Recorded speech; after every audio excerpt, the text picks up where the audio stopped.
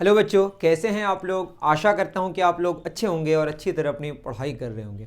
इस वीडियो में हम लोग शुरू करने जा रहे हैं class 7 Pearson IIT foundation physics से पहला चैप्टर मेजरमेंट्स का very short answer type questions को डिस्कस करना। तो सीधे शुरू करते हैं। पहला प्रॉब्लम क्या है? The first problem is that density of water is dash. कह रहा है कि डेंसिटी का सिंबल मैंने रो लिख दिया, ये डेंसिटी है। Density of water is dash than the density of cooking oil. Density of cooking oil, density के लिए हमने सिंबल इस्तेमाल किया रो। आपको डरने की जरूरत नहीं, रो इट स्टैंड्स फॉर, ये रो है ना, इसको हम डेंसिटी के लिए इस्तेमाल कर रहे हैं। डेंसिटी क्या? Mass by volume. तो यहाँ पे डेंसिटी ऑफ वाटर, दूसरा क्या है? Density of cooking oil. बताइए, डेंसिटी ऑफ वाटर ज्यादा होगा कि डेंसिटी ऑफ कुकिंग ऑयल? तो अगर हम वाटर की डेंसिटी की बात करें नॉर्मल कंडीशन में, बहुत फेमस है, आपको पता होना चाहिए, होता 1 ग्राम पर सेंटीमीटर क्यूब। मतलब 1 सेंटीमीटर क्यूब वॉल्यूम में जो मास होगा वो 1 ग्राम होगा। इसी को अगर हम कन्वर्ट करते हैं एसआई यूनिट में, किस में कन्वर्ट करते हैं? एसआई यूनिट में, तो हमारा निकल के आता है 1000 किलोग्राम पर मीटर क्यूब। ये अगर आपको नहीं पता है तो आप देख सकते हैं कैसे आता है। 1 ग्राम कितना होगा?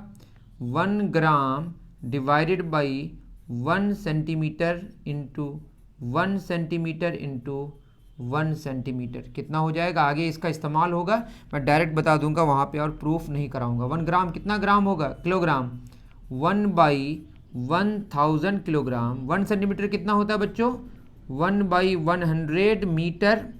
1/100 मीटर। 1/100 मीटर। ओके, समझ गए बच्चों?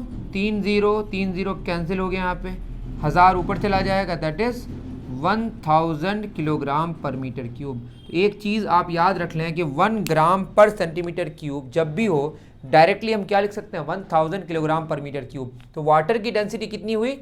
1 ग्राम पर सेंटीमीटर क्यूब, या आप कहें 1000 किलोग्राम पर मीटर क्यूब। इसका मतलब है 1 मीटर क्यूब वॉल्यूम में 1 मीटर लेंथ, 1 मीटर ब्रेथ और 1 मीटर हाइट से एक हम जो बॉक्स बनाएंगे उसमें जो पानी अटेगा वो 1000 किलोग्राम अटेगा। या 1 सेंटीमीटर लेंथ, 1 सेंटीमीटर ब्रेथ और 1 सेंटीमीटर हाइट से जो बॉक्स बनेगा उसमें 1 ग्राम मास अटेगा। डेंसिटी का मतलब यह है। और डेंसिटी ऑफ कुकिंग ऑयल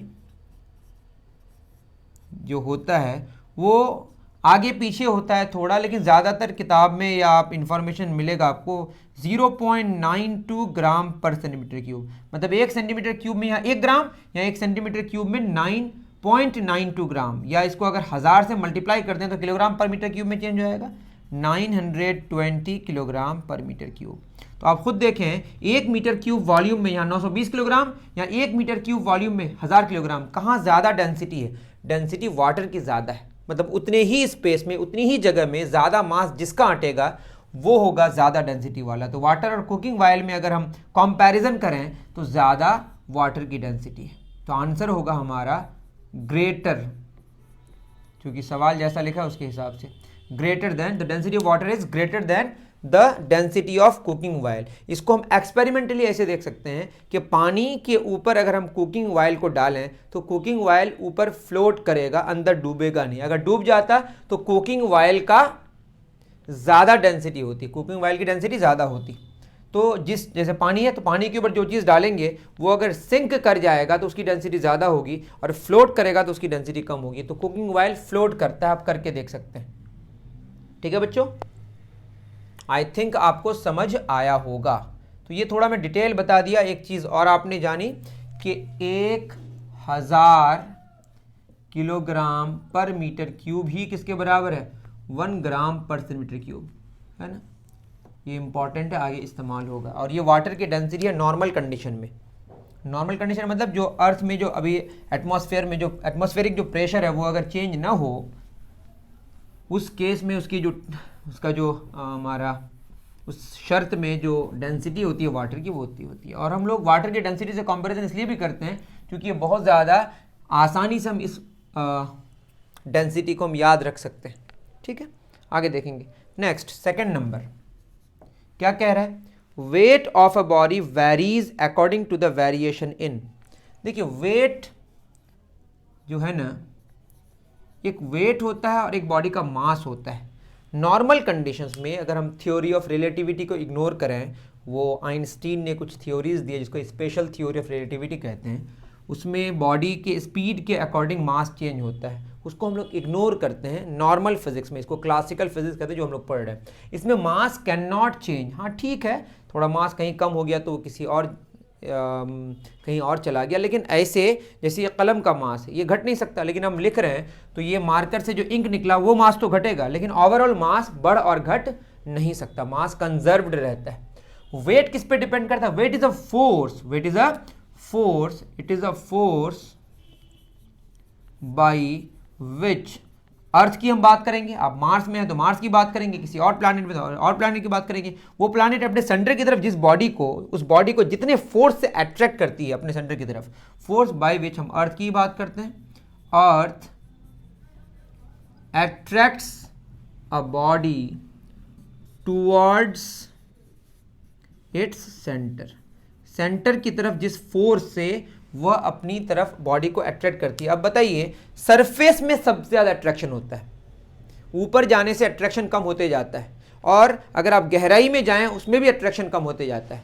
तो वेट का फॉर्मूला आता है actually mass into acceleration due to gravity. G stands for acceleration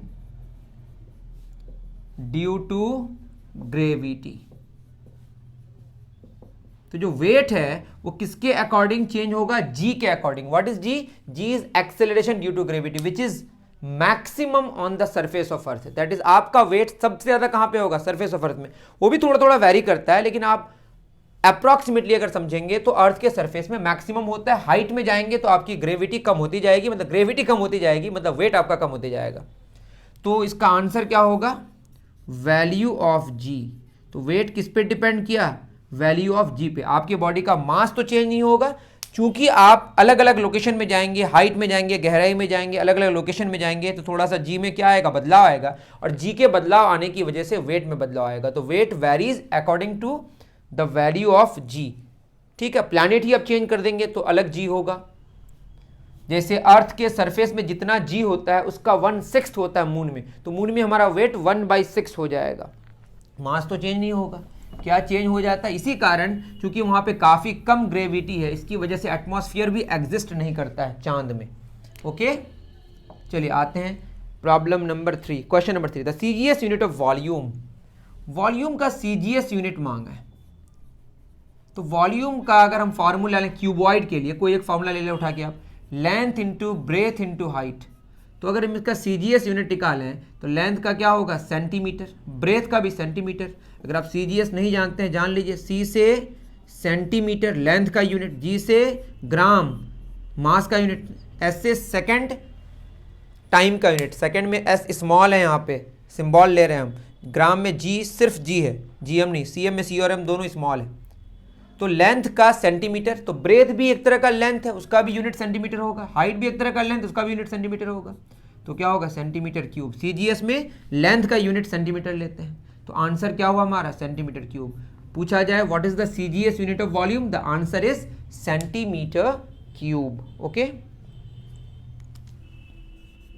सी से सेंटीमीटर, जी से ग्राम, एस से सेकंड।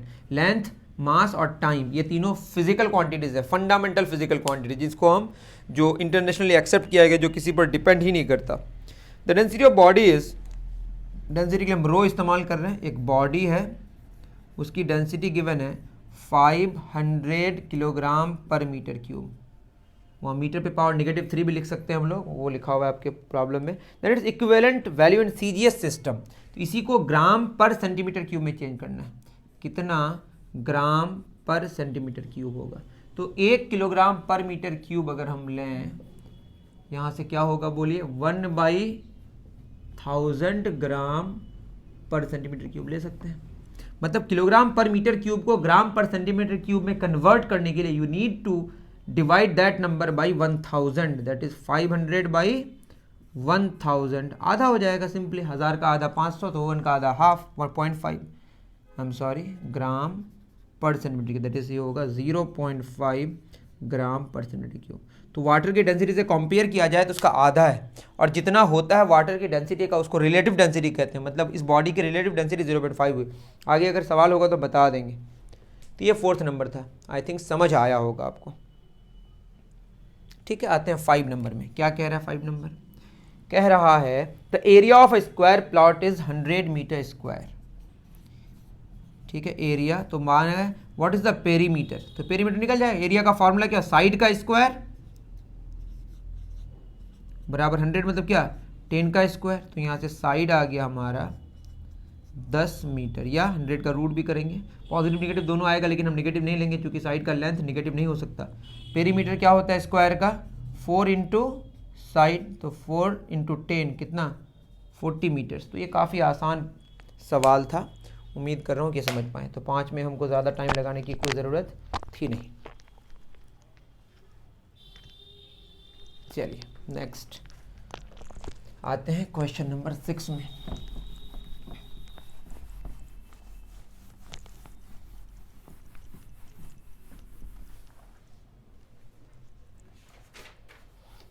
में क्या कह रहा है, the smallest measurement that can be measured using a wall clock. देखो वॉल क्लॉक जो हमारा होता है, अक्सर जो वॉल क्लॉक्स होते हैं उसमें सबसे छोटा वैल्यू जो हम जानते हैं वो 1 सेकंड है, और सबसे छोटे वैल्यू को जो डिवाइस मेज़र करता है that is called least count. तो सिंपली लीस्ट काउंट का सवाल है, तो इसमें आंसर 1 सेकंड होगा, ए ऑप्शन होगा। तो इस सवाल में कुछ करना था नहीं। 7 में आते हैं, the length and breadth of a rectangle are 2 metres and 5 metres. Length कितना है हमारा 2 मीटर्स और ब्रेथ है 5 मीटर्स। तो क्या मांगा, एरिया ऑफ रेक्टेंगल क्या होगा। ऑप्शंस यहाँ पे मैं लिख दे रहा हूँ जो कि काफ़ी इंपॉर्टेंट है। A B C D 1 2 3 10 metre square और एक पर 4 0 5 0 है ना, सेंटीमीटर स्क्वायर। उसके बाद 1 किलोमीटर स्क्वायर, और डी में लिखा है both A and B both.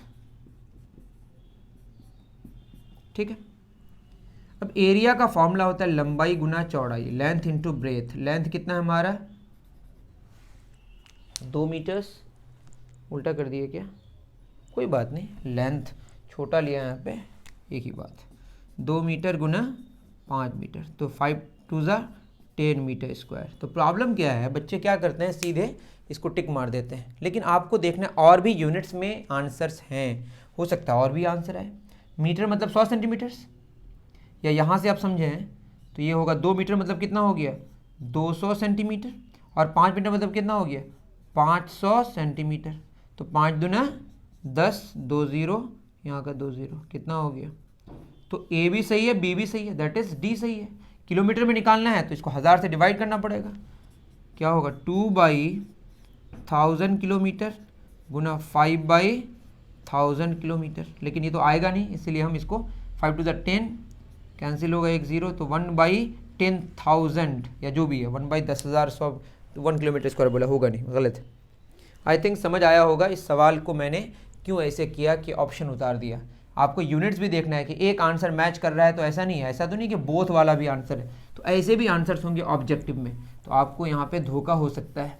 तो please see these things very carefully. Okay, next 8 number, the density of substances.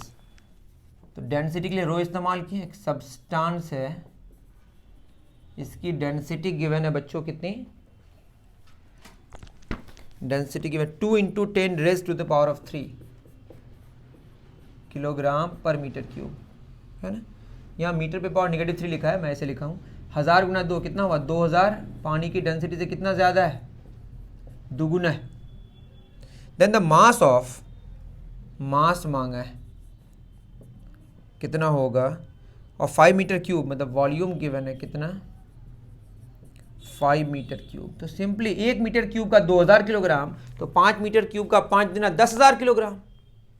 तो या नहीं तो फॉर्मूला लगा दे, डेंसिटी का फॉर्मूला मास बाई वॉल्यूम, तो मास आ गया डेंसिटी गुना वॉल्यूम। डेंसिटी कितना है हमारा 2000 किलोग्राम पर मीटर क्यूब गुना 5 metre cube. Metre cube cancel हो गया, 5 गुना 10 दैट इज 10,000 किलोग्राम। वैसे भी समझ आ रहा है, 1 मीटर क्यूब का अगर 2000 किलोग्राम है तो 5 मीटर क्यूब्स का कितना हो जाएगा, 10,000 किलोग्राम। ओके बच्चों, चलिए नेक्स्ट चलते हैं। 8 हो गया। 9 में क्या बोला, the mass of body of weight, weight given है 200 ग्राम फोर्स, जीएफ इसका सिंबल है, इसका मास कितना होगा। देखिए जीएफ हो या जैसे यहाँ 200 जीएफ है, इसी को लिखते हैं ग्राम फोर्स, 200 ग्राम वेट, जीडब्ल्यूटी भी लिखा हुआ हो सकता है, जीएफ भी लिखा हुआ हो सकता है। 200 ग्राम फोर्स या 200 ग्राम वेट, इसका यह मतलब है कि अर्थ 200 ग्राम के बॉडी पर जितना फोर्स अपने सेंटर की तरफ लगाता है उसी को हम बोलते हैं 200 ग्राम फोर्स। तो 200 ग्राम फोर्स मतलब 200 ग्राम, सिंपल, इसमें कुछ ज़्यादा चिंता की बात नहीं है। तो मास सिंपली कितना आ गया, 200 ग्राम। अगर यहाँ होता 200 किलोग्राम वेट तो सिंपली 200 किलोग्राम मास होता है ना। तो ग्राम फोर्स या gram weight is a unit of force but gram is a unit of mass, ये आप बस ख्याल में रखें, ठीक है। चलिए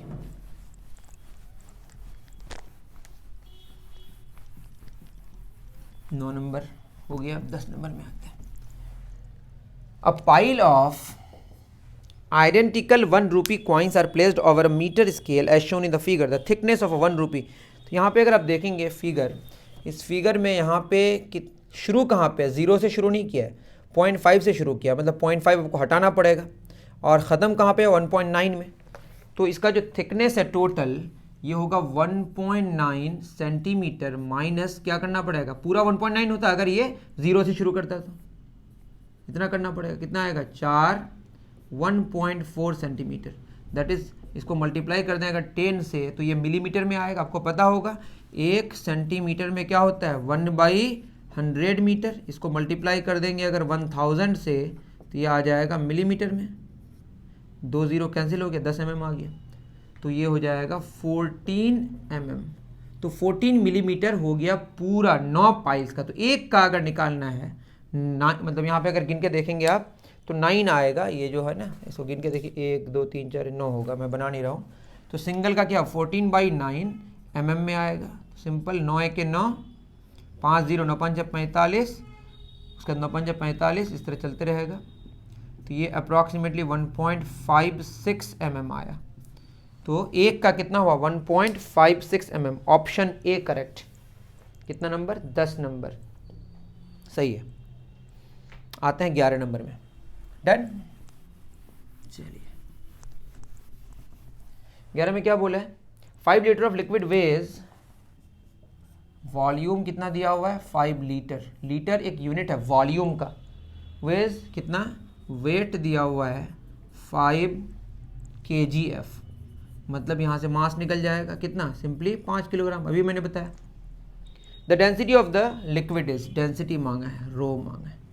डेंसिटी का फॉर्मूला मास बाई वॉल्यूम, मास हमारा कितना है 5 किलोग्राम और वॉल्यूम 5 लीटर। तो आप लीटर के बारे में याद रखें, 1 लीटर में 1000 मिलीलीटर होता है और 1 मिलीलीटर ही होता है सेंटीमीटर क्यूब। तो 1 लीटर में 1000 सेंटीमीटर क्यूब है, तो बेसिकली कितना हो गया ये 5000 सेंटीमीटर क्यूब या 5000 ml, और ये हो जाएगा 5000 ग्राम। तो इसको हम ले लेते हैं ग्राम में अगर, तो 5000 ग्राम बटे 5000 सेंटीमीटर क्यूब, तो 1 ग्राम पर सेंटीमीटर क्यूब। इसको कन्वर्ट करेंगे तो सीधे 1000 किलोग्राम पर मीटर क्यूब होगा। तो ऑप्शंस अगर आप देखेंगे तो 1 ग्राम पर सेंटीमीटर क्यूब मैच कर रहा है ऑप्शन बी से, ठीक है। आई थिंक यही सही होना चाहिए, बिल्कुल सही है। अब आते हैं 12 नंबर, डन।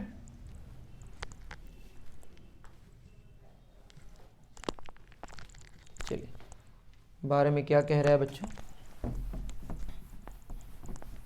लीटर की कहानी अगर आपको जाननी है तो आप सर्च करेंगे लीटर अकबर क्लासेस, तो आई थिंक मेरा एक वीडियो मिलेगा जो बहुत ज़्यादा तो शायद लोग नहीं देखें, लेकिन काफ़ी अच्छे से समझाया हूँ मैं वहाँ पे। 1 किलोग्राम इज इक्वल टू, तो 1 किलोग्राम ऑप्शन यहाँ पे क्या क्या है, ऑप्शन है आपका ग्राम में, मिलीग्राम में, मिलीग्राम में। तो इसको ग्राम में कन्वर्ट कर देना है, 1000 ग्राम, मिलीग्राम में निकालेंगे तो और 1000 मल्टीप्लाई करना पड़ेगा। तो अब मैच कर लीजिए, 3, 4, 5, 6 मिलीग्राम, तो 1000 ग्राम ऑप्शन ए होगा, और यहाँ पे बोथ वाला नहीं है तो ए ही होगा, मिलीग्राम में तो हो नहीं रहा है, तो 12 का हमारा ए, बहुत ही आसान था ये। 13 मैंने बोला मास इज मेजर्ड बाय यूजिंग, देखिए मास जो है ना, वेट मेजर करते हैं हम लोग, जब हम लोग कोई स्प्रिंग बैलेंस का इस्तेमाल करते हैं तो एक्चुअली तो मास ही निकलता है, लेकिन ग्रेविटी का इस्तेमाल करके करते हैं। लेकिन अगर आपको मास ही अलग से मेज़र करना है तो उसके लिए हम इस्तेमाल करते हैं फिजिकल बैलेंस का। तो याद रहे, मास मेज़र होता है फिजिकल बैलेंस से एक्चुअली, और जो हम लोग मास ऐसे देखते हैं स्प्रिंग बैलेंस का इस्तेमाल करके, वो मास तो नहीं, वो वेट निकलता है, वेट के रिस्पेक्ट में मास निकल के लेके आते हैं। जैसे 5 किलोग्राम आपका मास आया, एक्चुअली वो 5 kg एफ मेज़र किया है, वो आप बाद में समझेंगे। अभी याद रखें, mass is measured by physical balance and weight is measured by spring balance. Okay, तो 12 का 13 का B. 14 1 kilogram per metre cube, तो 1 किलोग्राम पर मीटर क्यूब तो आ गया 1/1000 ग्राम पर सेंटीमीटर क्यूब। तो अगर आप देखेंगे तो ऑप्शन बी इसका भी होगा, तो पहले से मैंने करा दिया, मैंने पहले ही कहा था। 15 में आते हैं। 15 में कह रहा है the distance between two cities A and be in a map is 7.5 centimetre. दो सिटीज़ के बीच का डिस्टेंस तो 7.5 सेंटीमीटर्स नहीं होगा ना, वो हमने इसको कंप्रेस करके दिखाया है। तो अगर दो सिटीज़ के बीच का डिस्टेंस कंप्रेस करके बताया रहा है, सबका कंप्रेस करना पड़ेगा, है ना, क्योंकि मैप में तो पूरा का पूरा सिटी नहीं बना सकते हैं, सिटी को छोटा करके बनाना पड़ेगा, स्केल करना पड़ता है। तो स्केल में 1 सेंटीमीटर कितना बता रहा है, 1 सेंटीमीटर बता रहा है 150 और 30 मीटर, मतलब 150 किलोमीटर के लिए हम 1 सेंटीमीटर ले रहे हैं। 1 सेंटीमीटर 150 किलोमीटर के बराबर होता नहीं है, ये स्केलिंग में ऐसा लिखा जाता है कि 1 सेंटीमीटर 150 किलोमीटर को शो कर रहा है। तो दो सिटीज़ के बीच का डिस्टेंस कितना है, 7.5 सेंटीमीटर। तो ये होगा 150 गुना 7.5, किस में आएगा, किलोमीटर में। एक पॉइंट, ये जीरो कैंसिल, 15 5 7, 15 7 105 और 7 112, 1125 किलोमीटर। ऑप्शन डी होगा, जो कि आंसर हमको किस में लाना है, किलोमीटर में लाना है। ठीक है बच्चों, 15 हो गया। अब 16 में आते हैं। 1 मीटर क्यूब कितना लीटर है, 1 मीटर क्यूब में 1000 लीटर होता है, सिंपली याद रख लें आप, है ना। अगर नहीं जानते हैं जान लीजिए, 1 लीटर में एक्चुअली 1 डेसीमीटर क्यूब होता है।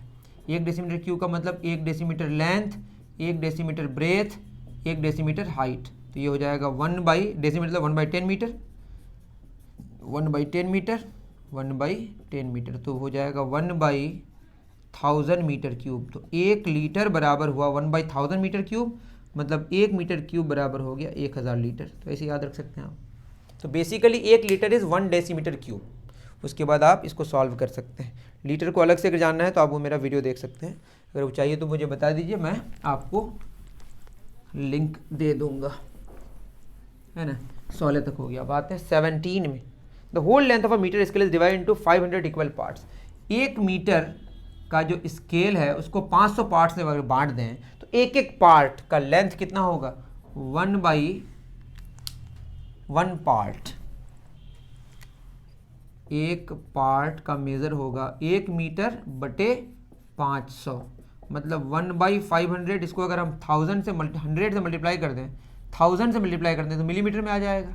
तो ये आ जाएगा 2 मिलीमीटर। तो एक पार्ट का जितना लेंथ है वही उसका लीस्ट काउंट है। क्या मांगा है, the smallest measurement that can be measured using the scale is कितना, 2 mm। तो एक पार्ट का जो मेजरमेंट है उससे छोटा तो मेजरमेंट पॉसिबल नहीं है, तो वो 2 mm आया, तो 2 mm is the least count. तो ऑप्शन आप मैच कर लीजिएगा। 18 नंबर क्या बोल रहा है, मुझे तो following is the CGS unit of energy. देखिए एनर्जी के कई यूनिट्स हैं।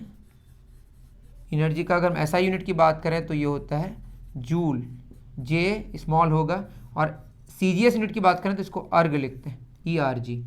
ओके, तो आप देख लीजिए मिला के, अर्ग is the CGS unit of energy and joule is an ऐसा यूनिट ऑफ एनर्जी। अब एनर्जी के बारे में अलग से डिस्कस कर सकते हैं। एनर्जी और वर्क दोनों का यूनिट सेम होता है, उसमें अभी हम नहीं जा रहे हैं, है ना। तो एनर्जी का ऐसा यूनिट जूल याद रख लें। अभी एनर्जी का सीजीएस यूनिट अर्ग, बोलिए, एनर्जी का ऐसा यूनिट जूल, एनर्जी का सीजीएस यूनिट अर्ग, आप मिला लीजिएगा। और यहाँ पे जो न्यूटन लिखा है वो फोर्स का यूनिट है, बट न्यूटन में एन स्मॉल होना चाहिए पूरा लिखने से, ये सब भी ख्याल में रखना है, सिंबल कैपिटल होता है। न्यूटन फोर्स का यूनिट है, ऐसा यूनिट। और डिग्री सेंटीग्रेड वो है हमारा टेम्परेचर का स्क्वायर सेंटीमीटर, वो है हमारा एरिया का।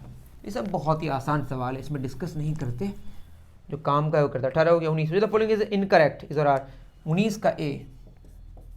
देखिए पहला बोला है कि the weight of a body can be zero. Weight का फॉर्मूला क्या मैंने बताया थोड़ी देर पहले, mass into acceleration due to gravity. Mass तो जीरो नहीं हो सकता नॉर्मल कंडीशन में, जी जीरो हो सकता है जहां पे खिंचाव खत्म हो जाए बहुत हाइट में जाके, इन्फिनिटी में जाके।